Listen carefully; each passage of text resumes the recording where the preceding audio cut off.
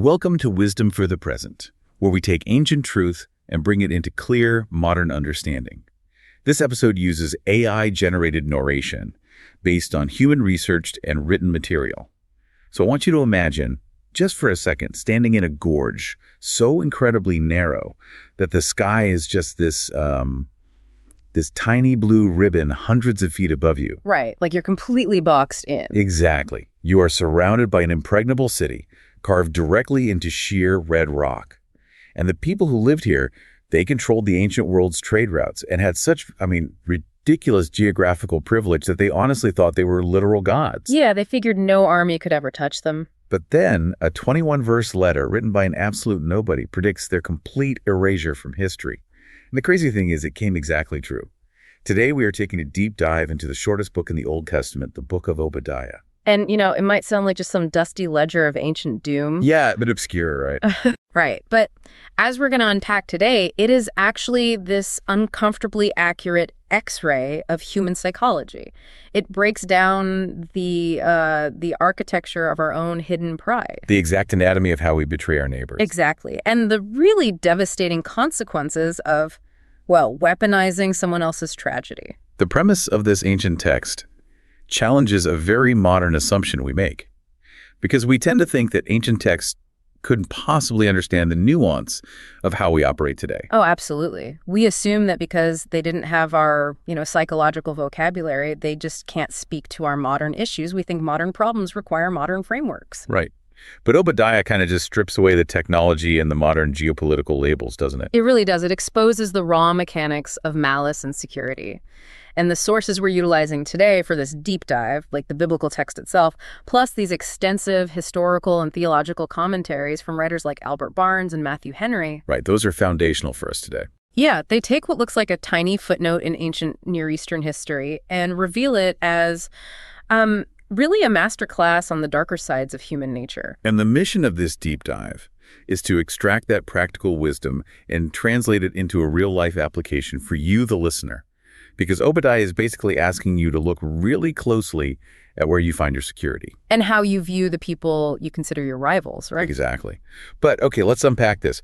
To understand the psychology Obadiah is diagnosing, we first have to look at the physical and historical reality of the people he's actually addressing, which is the nation of Edom. Yeah, and the relationship between Edom and the nation of Judah, it wasn't just a political border dispute. It was a literal family feud. A really bitter one. So bitter. That historical baggage is massive. You really have to know it to understand the emotional weight of this text.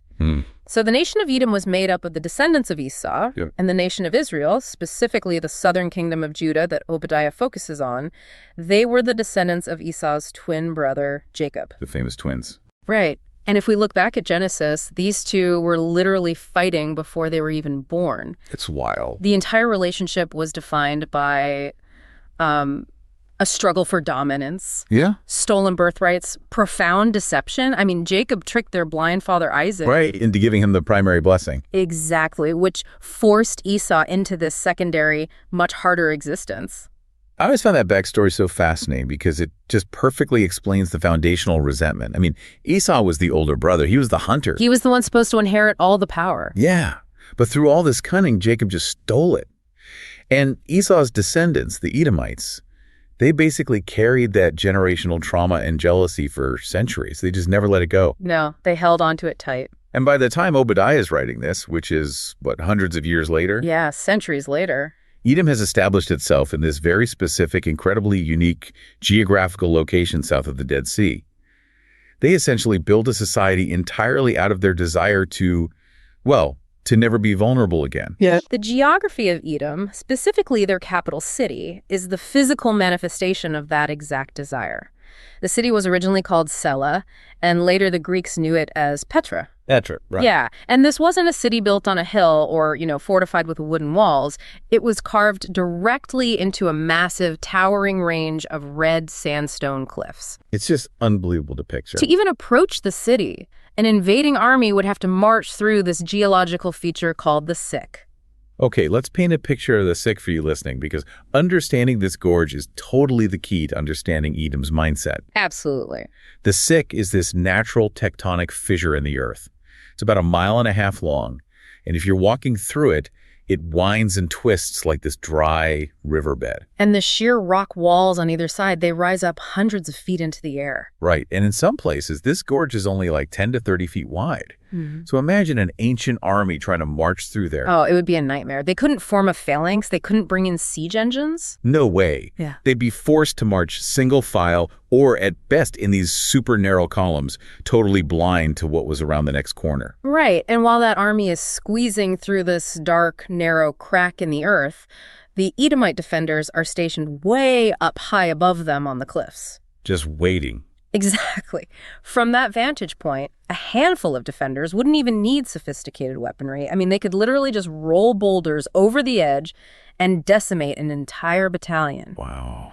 The historical analyses from our sources point out that the dwellings in Petra were honeycombed into the rock face, just piled over one another. The architecture itself was weaponized. They lived in caves that were essentially like eagles' nests, suspended right between the earth and the stars. Yeah, it's incredible imagery. This created what I would call the ultimate geographical privilege. It's like an ancient militarized Switzerland. They controlled vital trade routes, right? Yes, the frankincense and myrrh trails passed right through their territory. Which made them incredibly wealthy.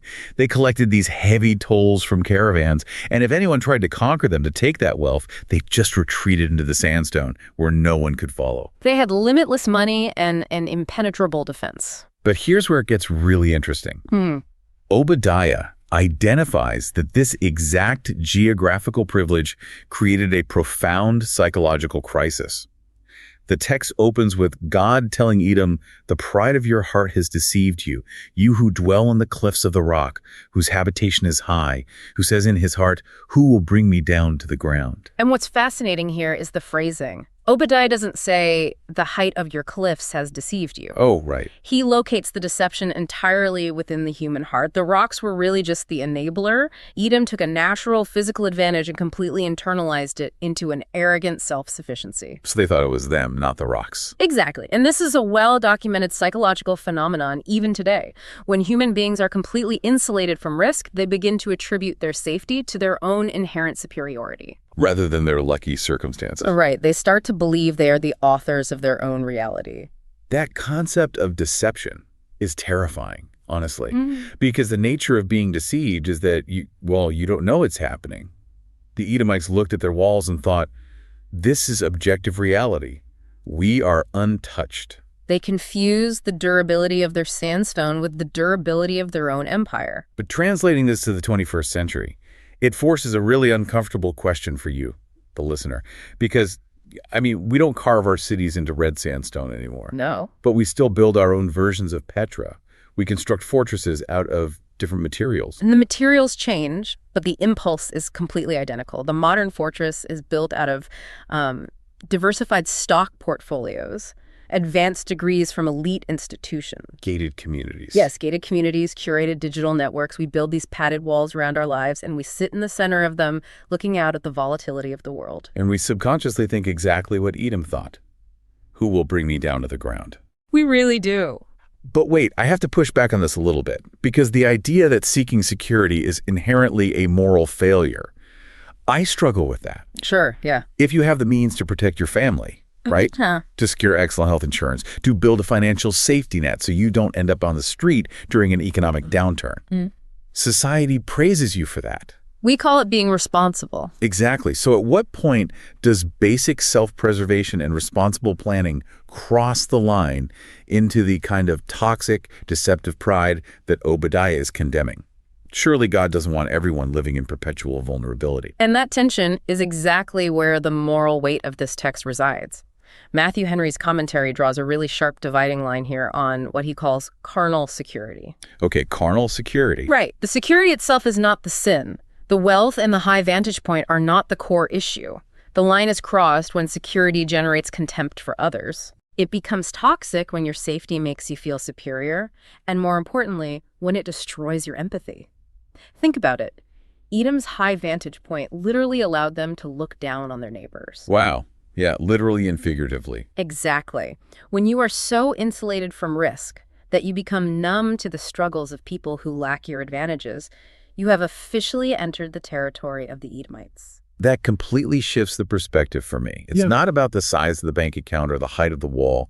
It's about what the wall does to your brain. Exactly. There are actually sociological studies that show that elevated wealth and power can impair the brain's ability to mirror the emotions of others. Power literally causes a deficit in empathy. That makes perfect sense. The Edomites were suffering from a society-wide empathy deficit caused by their security. They felt they were out of the reach of danger, which meant they felt out of the reach of accountability. And unaccountability is just the perfect breeding ground for cruelty.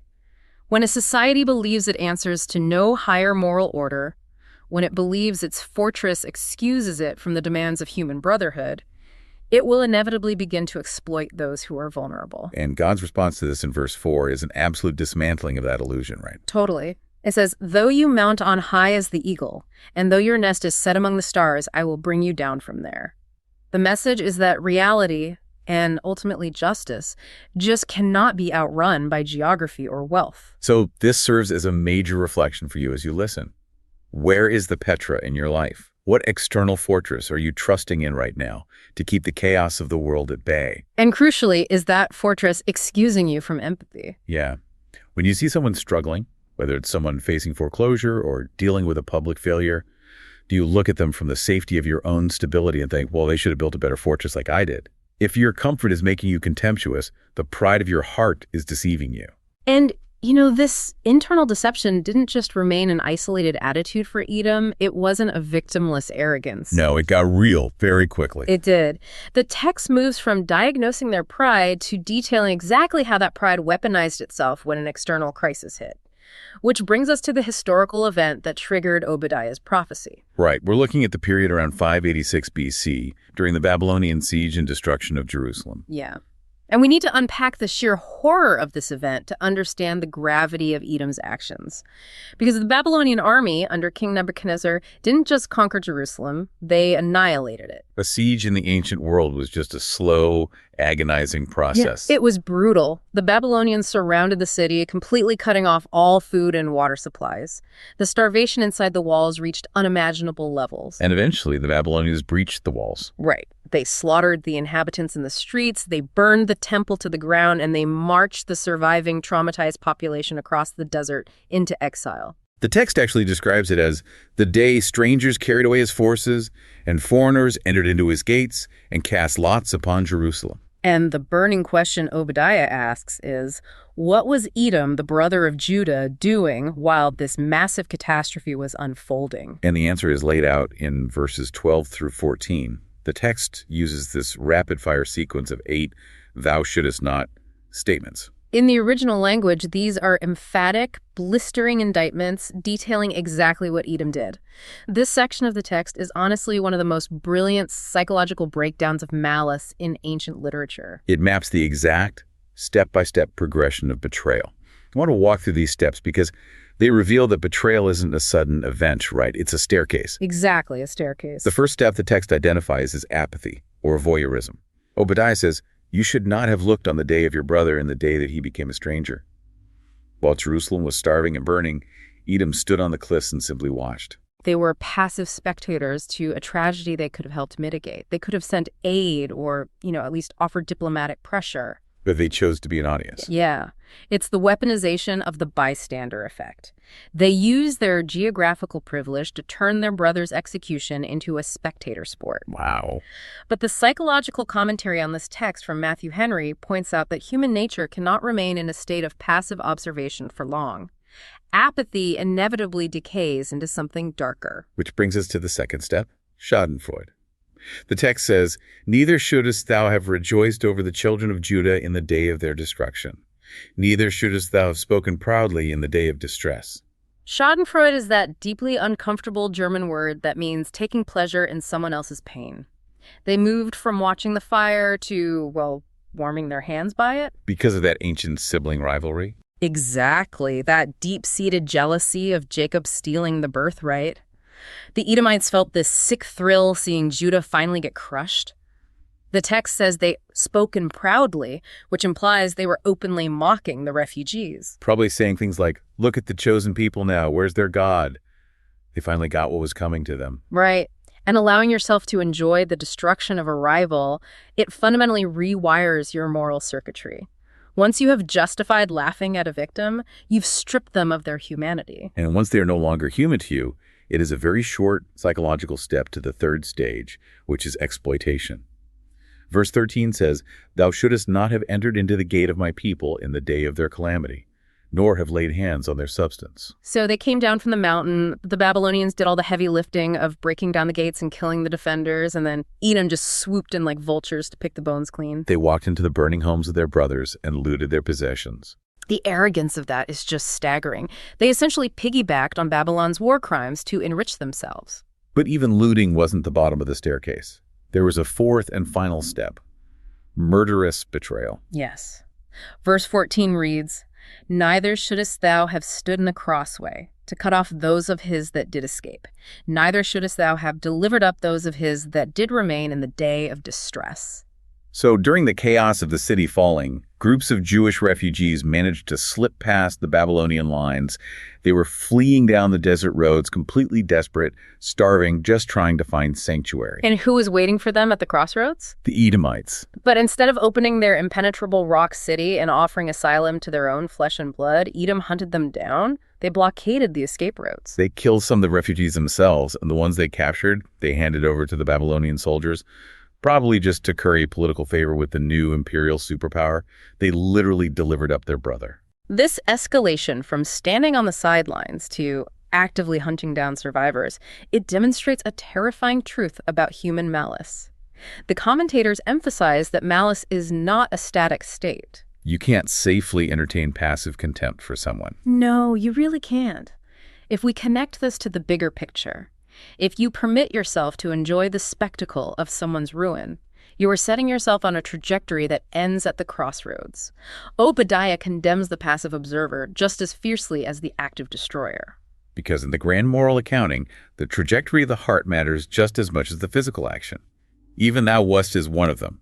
Your lack of intervention, combined with your secret joy, implicates you in the violence. It does. I see this exact four-step progression play out in modern environments all the time. It doesn't require an invading army.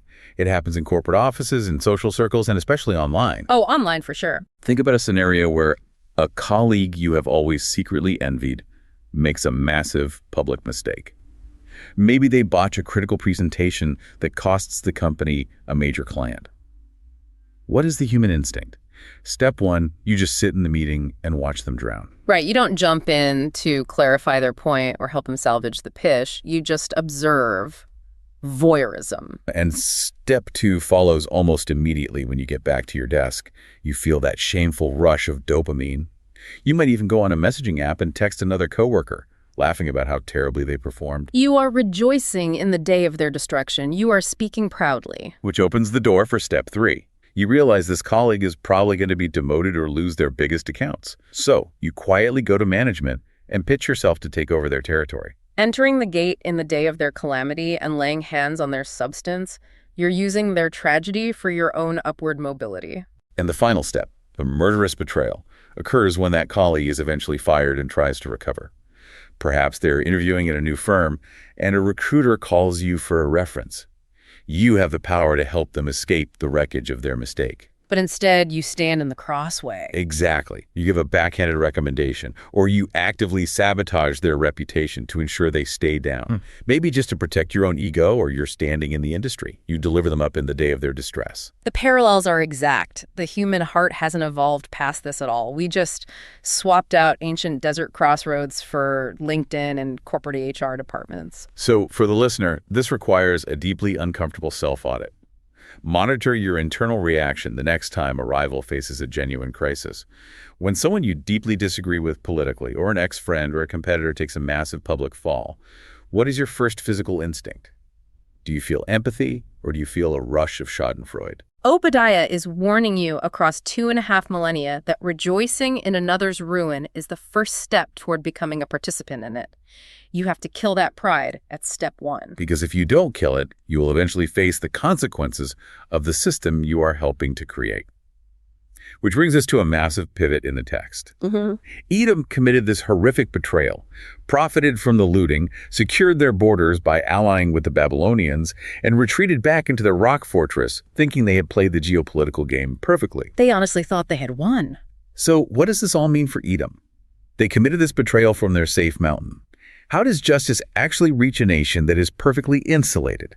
They have impenetrable walls, endless wealth from trade, and a treaty with the biggest superpower on earth. How do you bring down a society that has accounted for every physical vulnerability? Well, you bring them down through the exact same methods they used to build their power. We enter what the text describes as a profound and tragic reversal, a principle we could call the law of echoes. The law of echoes. I like that. Yeah. Verses 7 through 9 predict that the very people Edom trusted to keep them safe are the ones who will destroy them.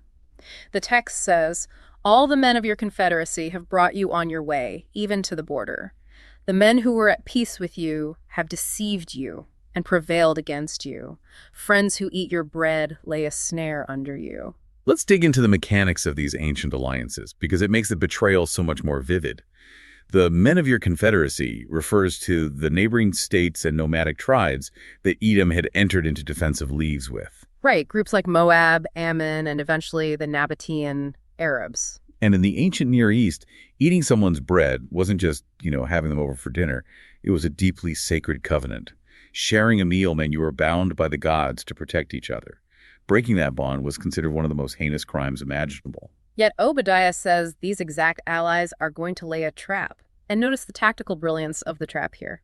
The allies don't try to lay siege to Petra because they know they can't breach the sick. Right, the narrow gorge. Exactly. Instead, they use diplomacy as a weapon. They lure the Edomite army out of their fortress under the guise of joint military operations or border defense.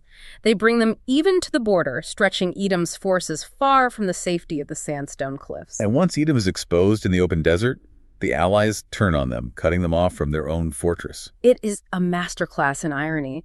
Edom used deceit and violence against their vulnerable brother, Judah. So their trusted allies will use deceit and violence against them. But it goes beyond just military tactics, right? It strikes at the core of their intellectual pride. Verse 8 says, "Shall I not in that day, saith the Lord, even destroy the wise men out of Edom and understanding out of the mount of Esau?" Why focus on their wise men? Because Edom, and specifically a region within it called Timim, was globally famous in the ancient world for its wisdom. Ancient wisdom wasn't just about knowing proverbs. It was about political strategy, observational science, statecraft. They were the master diplomats. The chess players of the ancient Near East. Exactly. Even in the Book of Job, the lead friend who represents the peak of human intellect is Eliphaz the Temanite. They were considered the smartest guys in the room. And their intelligence became their blind spot. I think about this like the hubris of the engineers who built the Titanic. Oh, that's a good comparison. The engineers were so undeniably brilliant, and their system of watertight compartments was so mathematically sound that they fundamentally stopped believing the ship could sink. That intellectual pride caused them to abandon basic safety protocols, like carrying enough lifeboats. Yes. Edom's diplomats were so sure they had outsmarted everyone, so sure their treaties were ironclad, that they couldn't see the iceberg coming. Barnes's notes highlight that when a nation trusts entirely in its own cleverness, the ultimate judgment is simply allowing their wisdom to fail. God doesn't need to send lightning from the sky. He just allows the smartest guys in the room to make catastrophic miscalculations. They put their trust in the wrong allies. They sign treaties that are actually snares. A society is marked for ruin when its leaders lose the ability to see the obvious traps laid by their own mercenaries. Their brilliant political maneuvering becomes the exact mechanism of their downfall. I look at verse 15, which summarizes this entire dynamic. "As you have done, it will be done to you. Your deeds will return upon your own head." This is such a universal human concept. It echoes the Eastern concept of karma. Or the Greek tragic concept of hubris leading to nemesis. Right, where overreaching pride triggers an inevitable downfall. Whatever energy you introduce into the system eventually returns to you with interest. It functions as a foundational law of moral physics, action and reaction. But I want to challenge the theology behind this for a moment. When we read, "As you have done, it shall be done to you," it can sound incredibly petty. Like a cosmic tit for tat. Yes. It frames God as a vindictive bookkeeper who says, "You hit my favorite kid, so now I'm going to have these other nations hit you." Does this text really just reduce divine justice to an eye for an eye grudge match? How is that elevated wisdom? That is a crucial distinction to make, and Henry's commentary completely reframes the text when you understand it.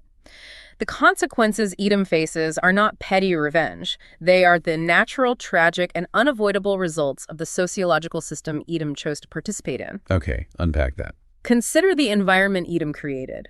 By abandoning the rule of familial love and mutual protection when Judah fell, Edom opted into a system where might makes right. They established a precedent in their region that exploiting the weak is the smart, acceptable way to get ahead. They showed their allies that loyalty means absolutely nothing compared to profit. Precisely. If you build your society, your diplomatic alliances, and your entire worldview on the premise that power justifies exploitation and betrayal is just good business, you cannot be surprised when you eventually meet a coalition that is mightier than you and applies your own rules against you. You opted into a game where the only rule is power. Right. Which means you are guaranteed to lose the moment you are no longer the most powerful player on the board. God is simply allowing them to reap the full harvest of the seeds they aggressively planted. That makes perfect logical sense. You cannot cultivate a culture of cutthroat betrayal and then expect to harvest loyalty when you need it. This applies so directly to how we build our own lives and careers today. Absolutely. If you rely on cynical alliances, if you network with people purely for what you can extract from them, if you regularly throw colleagues under the bus to secure a promotion, you are building a coalition of mercenaries. And mercenaries are only loyal until someone else offers them a better paycheck or a better vantage point. The snare is already laid by the nature of the relationship itself. Transactional relationships will always end in transactional betrayal. So a practical reflection for you listening. Look closely at your networks, your friendships, your professional alliances. Are they built on genuine trust, mutual care, and shared values? Or are they entirely transactional? Are you eating each other's bread purely for the strategic advantage? If your entire network is built on proximity to power and mutual exploitation, Obadiah would warn you that those are the exact same people who will walk you to the border and lock you out the second you become a liability to them. Wow. And as we move into the next major section of the text, this dynamic of judgment reaches its absolute peak. And frankly, here's where it gets really interesting, or rather, really difficult to read. We hit what we can call the obstacles to growth. Yeah, up until now, the moral lessons have been relatively clean and agreeable. Pride is bad, betrayal is destructive, and your actions have consequences. Right. But then the text shifts from talking about poetic justice to predicting total annihilation. This is the part of the book where modern readers instinctively want to close it and walk away. Verse 18 promises the utter eradication of Esau. It's intense. It reads, "The house of Jacob will be a fire, the house of Joseph a flame, and the house of Esau for stubble. They will burn among them and devour them. There will not be any remaining to the house of Esau." Yeah, that's heavy. When we read about one nation being a fire and another being stubble, and the explicit promise that no one will be left remaining, it sounds horrifying. It sounds like an ancient divine endorsement of ethnic cleansing. It triggers all our modern sensitivities around retributive justice, tribal warfare, and religious violence. How can we possibly extract wisdom for the present from a text that seems to celebrate genocide? It is a massive stumbling block, and it requires both historical rigor and spiritual discernment to handle responsibly. Historically, we have to look at how this prophecy of destruction actually played out in the centuries following Obadiah. Right. It was not a sudden magical fire from heaven that burned up the Edomites in a day. It was a slow, agonizing historical grinding that occurred over hundreds of years, driven by the geopolitical forces Edom had allied themselves with. Let's track that history, because understanding the timeline demystifies the metaphor. Yeah. How exactly did the stubble burn? The decline happened in stages. First, King Nebuchadnezzar of Babylon, the very empire Edom had assisted in destroying Judah, eventually turned his sights on Edom and desolated their territory. Of course he did. Right. A few centuries later, during the Persian period, the Nabateans began to move into Edomite territory. The Nabateans were an Arabian nomadic tribe. The historical record suggests they didn't conquer Petra in a massive bloody siege. They likely infiltrated it slowly, taking advantage of Edomite weakness, and eventually displaced the Edomites entirely, pushing them out of their ancestral rock fortress. So they literally lost the high ground. They lost Petra. They were pushed out of the rocks they thought made them invincible and were forced to settle in the southern, more vulnerable region of Judah, an area that became known as Idumea. What happened to them there? Well, during the intertestamental period, roughly the 2nd century BC, the geopolitical tide turned again. The Jewish people, under the leadership of the Maccabees, fought brutal wars to establish their own independence. A Jewish leader named John Hyrcanus eventually conquered the Idumeans. And in a controversial move, he forced the Idumeans to either leave the region or assimilate into Jewish culture, which included forced circumcision. This essentially erased their distinct national identity. They became a subsumed people. The irony there is so thick. The people who once looted Judah are now forced to become part of Judah just to survive. Yes. But the absolute climax of this tragic history happens in 70 AD, and this is where the prophecy reaches its devastating conclusion. Paint the picture of what happened during the siege of Jerusalem in 70 AD, because the layers of historical irony here are just overwhelming. By 70 AD, the Roman Empire, under the command of Titus, has surrounded Jerusalem to crush a massive Jewish rebellion. Inside the city walls, it is absolute chaos. The Jewish defenders are split into violent factions, primarily led by a radical group called the Zealots. Right. The Zealots, fearing they are losing control of the city to rival Jewish factions, send secret messengers to the Idumeans, the descendants of Edom, asking them to come to Jerusalem and help defend the city. So the descendants of Jacob are inviting the descendants of Esau into their city to help fight a foreign superpower. Yes. The historian Josephus records that an army of 20,000 Idumeans marches to Jerusalem. They arrive during a massive, terrifying thunderstorm at night. The Zealots secretly open the gates for them. Wow. But once inside, the Idumeans don't just defend the walls. They join the Zealots in a horrific internal massacre, slaughtering the high priests and their political rivals within the temple courts. The streets are literally running with blood before the Romans even break in. And then the Romans do break in. Exactly. When the Roman army finally breaches the walls, they slaughter everyone they find. Jews, Zealots, Idumeans, it doesn't matter. The Romans burn the city and the temple to the ground. The Idumeans who survived the siege are sold into slavery or scattered across the empire. And after the events of 70 AD? The Edomites completely vanish from the historical record. They are never heard from as a distinct people again. There will not be any remaining. It is a staggering historical tragedy. They die in the very city they once laughed at when it was being destroyed by Babylon. They become stubble in the fire of the Roman Empire. The historical accuracy of Obadiah's prediction is undeniable. It really is. But I still have to push back on the application here. History proves they disappeared. But as modern people seeking ethical wisdom, we cannot just read this text and conclude, well, the good guys get to act as a fire and burn up the bad guys like stubble. No, absolutely not. If we take the fire and stubble metaphor literally today, it gives religious or political groups permission to eradicate their enemies. How do we responsibly apply this text without endorsing violence? This raises an important question, and it requires us to practice wisdom with discernment. We must separate the ancient geopolitical reality of tribal survival from the enduring spiritual truth. The theological commentary, particularly from thinkers like Matthew Henry, provides a vital framework for this. Okay, what does he suggest? He suggests that in a modern spiritual translation, the fire is not literal warfare, and it is certainly not an endorsement of human violence against other humans. The fire represents the undeniable truth of justice, or the gospel itself. And the nature of that fire is not to burn people, but to burn away corruption, hate, and the systems of violence. So the stubble isn't the human beings, the stubble is the system they built. Precisely. The stubble represents the unsustainable, brittle nature of cruelty, pride, and exploitation.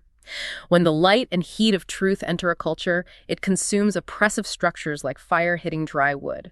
That makes so much more sense. The eradication of Esau, spiritually understood, is the total eradication of the spirit of Esau. The spirit of arrogance, the desire to dominate others, the willingness to betray your brother for a profit.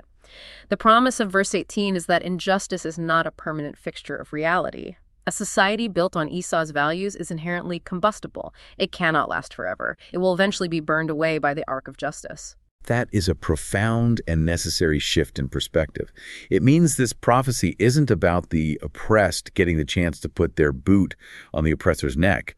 It's a promise that the boot itself will eventually be destroyed. Exactly. Which bridges us perfectly into the grand finale of the book, because Obadiah doesn't end the vision with Edom burning. He shifts the focus back to Mount Zion, back to the people who were victims of the original trauma, for an ending that completely redefines what restoration actually looks like. Verse 17 outlines this restoration. It says, "But in Mount Zion there will be those who escape," or "there will be deliverance, and it will be holy, The house of Jacob will possess their possessions. And this presents a radically different vision of the future than what we usually see in ancient texts, which usually just promise that the defeated nation will eventually conquer their enemies. Right. What stands out to me here is the pairing of those two specific words, deliverance and holiness. Why are those two concepts inextricably linked to this prophecy? Why isn't deliverance enough on its own? Because deliverance without holiness is just a change of management. The commentary makes a phenomenal point here. If you give a traumatized, oppressed people deliverance, if you set them free from their abusers, but you do not give them holiness, meaning a healed, ethical, set-apart way of living, they will inevitably become the new oppressors. Wow. If you simply take the victims and put them in charge of the system without transforming their hearts, they will just build their own Petra. They will use the exact same tactics of violence, exclusion, and pride that Esau used against them. That is absolutely staggering. Holiness is the ethical circuit breaker. It is the internal healing that ensures the victims don't become the villains in the next chapter of history. The goal isn't just to escape the Babylonians or survive the Edomites. The goal is to not become them. The deliverance gets you out of the trap, but the holiness gets the trap out of you. It stops the cycle of abuse from continuing under a new flag. Beautifully said. And this builds directly to the very last verse of the book, which serves as the thematic climax of everything Obadiah has been arguing. Verse 21 reads, "Saviors will go up on Mount Zion to judge the mountains of Esau, and the kingdom will be the Lord's." Notice what it doesn't say. It doesn't say, and the kingdom will be Judah's, or the kingdom will finally belong to Jacob. After all this geopolitical shifting, all this pain, all the destruction of Petra and the burning of Jerusalem, the ultimate goal isn't just a tribal swap. No. The ultimate goal isn't to establish a new human empire that will eventually succumb to the same pride. The goal is that the kingdom belongs to God. Which means the kingdom belongs to ultimate justice, ultimate equity, and ultimate peace. The ancient strife between Esau and Jacob, the endless war between the oppressor and the oppressed, is finally swallowed up in the sovereignty of a system that corrects both the pride of the mighty and the bitterness of the broken. The kingdom being the Lord's means the end of human domination over other humans. It does. And this demands a very challenging personal reflection for the listener. When we seek justice for wrongs done to us, whether we are navigating a toxic dynamic in a relationship, fighting for fairness in a workplace, or advocating for change in society at large, what is our actual endgame? Are we just trying to flip the hierarchy so that we are on top? Are we just trying to acquire the power so we can inflict the pain we suffered onto someone else? Right. Or are we seeking a genuinely just system where the rules of empathy and equity apply to everyone? When you overcome a personal crisis or break free from an unfair system, look closely at your trajectory. Do you strive for the holiness and healing Obadiah talks about, or do you find yourself harboring the exact same bitterness, using the exact same manipulation and control tactics that caused your harm in the first place? True restoration isn't defined by winning the game, it's defined by healing to the point where you no longer need to make others lose. That is the deep, enduring wisdom of this tiny 21-verse book. It takes us from the geology of a rock fortress to the deepest corners of the human heart. But before we finish, there is one final provocative thought about the nature of this text that I want to leave you with, something to mull over long after you finish listening. Okay. We have spent this entire time talking about the Book of Obadiah, the history of Edom, and the psychology of betrayal.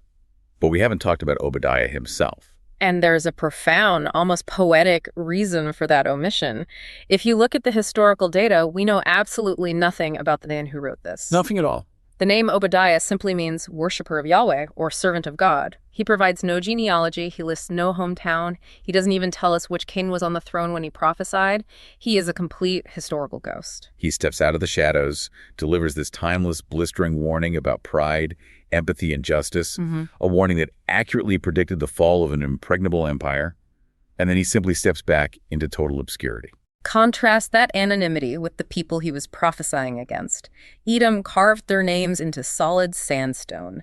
They built a magnificent, towering city designed to make themselves immortal. They wanted to prove they were the masters of their own destiny, that their legacy would outlast time itself. And today, Petra is an empty, silent tourist attraction, and the Edomite people are entirely extinct.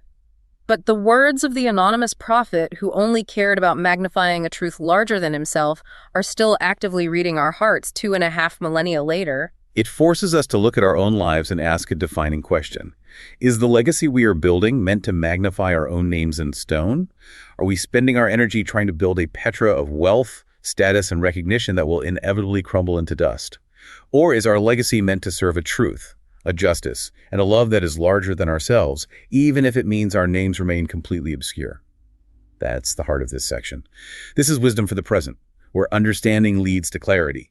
Clarity shapes how we see and live. We'll see you in the next episode.